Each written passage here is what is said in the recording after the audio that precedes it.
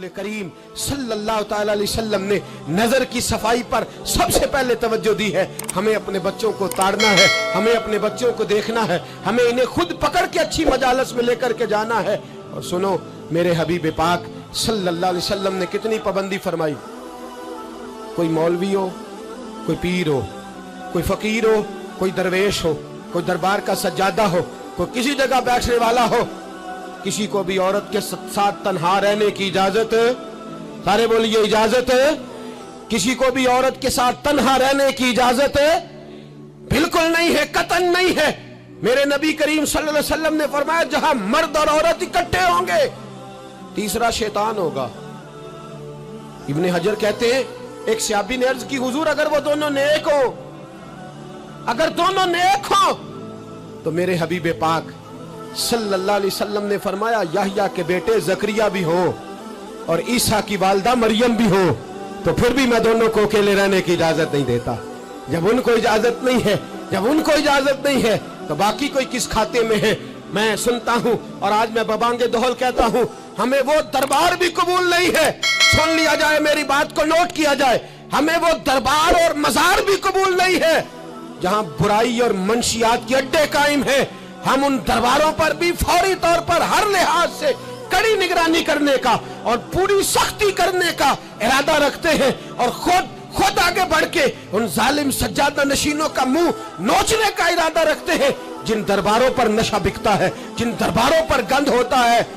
दरबार तो ऐसे होते हैं कि दाता अली अजमेरी रहमतुल्लाह अलैह का दरबार हो पर चारों जानिब कुरान पाक की तिलावत हो रही हो।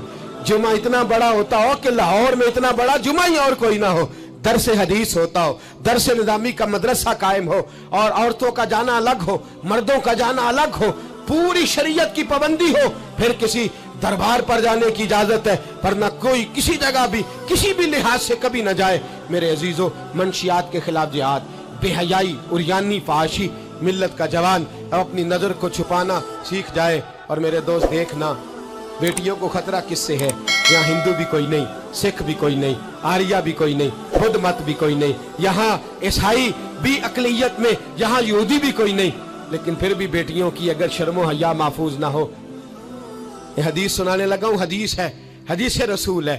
जवान खास करके जरा मेरी बात पे तवज्जो करें और बुजुर्ग खास कर तवज्जो करें जिन्होंने तरबियत करनी है। सुने, हुजूर की बारगाह में एक नौजवान आया है, ये संगमील है हदीस, इसको याद रखना। अर्ज की, हुजूर मैं सारे गुनाह छोड़ सकता हूं, जिना नहीं छोड़ता। हुजूर मुझे जिना की इजाजत होनी चाहिए। मेरे हबीब ने थपकी दी, बिठा लिया।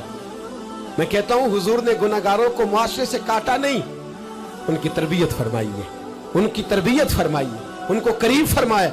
मेरे हबीब करीम सल्लल्लाहु अलैहि वसल्लम ने फरमाया इधर आ, बैठ जा। बैठ गए। हुजूर ने फरमाया तू पसंद करता है तेरी मां के साथ कोई बदकारी करे? हुजूर नहीं। फरमाया तू पसंद करता है तेरी बेटी के साथ कोई बदकारी करे? या रसूलल्लाह मैं आंखें निकाल दूंगा। हुजूर ने फरमाया तू पसंद करता है तेरी बहन के साथ? हुजूर मैं काट डालूंगा वो हाथ जो मेरी बहन की तरफ उठेंगे। फरमाया तू पसंद करता है कि तेरी खाला, फुफी, ममानी की तरफ कोई ऐसी हरकत करे? हुजूर मैं काट के रख दूंगा उन लोगों को जो बात भी करेंगे। मेरे हबीब ने फरमाया अच्छा, जिसके साथ तू बदकारी की इजाजत मांग रहा है वो किसी की मां नहीं लगती, वो किसी की बहन नहीं लगती, वो किसी की बेटी नहीं होगी? याद रखे, मुल्ला जलालुद्दीन रूमी 1, इमाम गजाली 2, आला हजरत फाजले बरेलवी 3।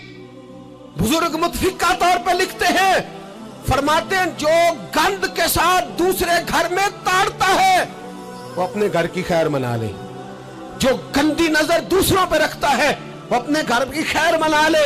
इसलिए कि जो जुर्म वो किसी के खाते में डालेगा वो सजा बन के उसके घर की तरफ लौटा दिया जाएगा, जो बदकारी वो किसी के खाते में डालेगा वो सजा बन के अल्लाह उसके घर की तरफ लौटा देगा। अगर अपने घर को पाक रखना चाहते हो तो दूसरों की तरफ पाक नजर रखनी शुरू कर दो। अगर चाहते हो कि तेरा घर अजीब मामला है ना, बेटे को तो पसंद की शादी की इजाजत है तो बेटी को इजाजत क्यों नहीं? अगर तेरा बेटा पसंद की शादी करेगा तो याद रखना फिर जब किसी की बेटी ये लफ्ज बोलती है फिर इज्जतों के जनाजे निकलते हैं, फिर उरियानी फहाशी का जो है वो कलक लगता है माथे पर, फिर याद रखना चारों जानिब से रुसवाइयां तेरा नसीबा होती है।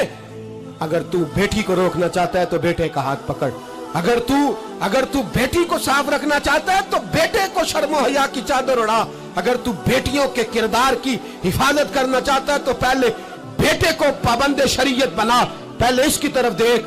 मेरे दोस्तों, ये 5 चीजें हमारा बुनियादी नुक्ता है।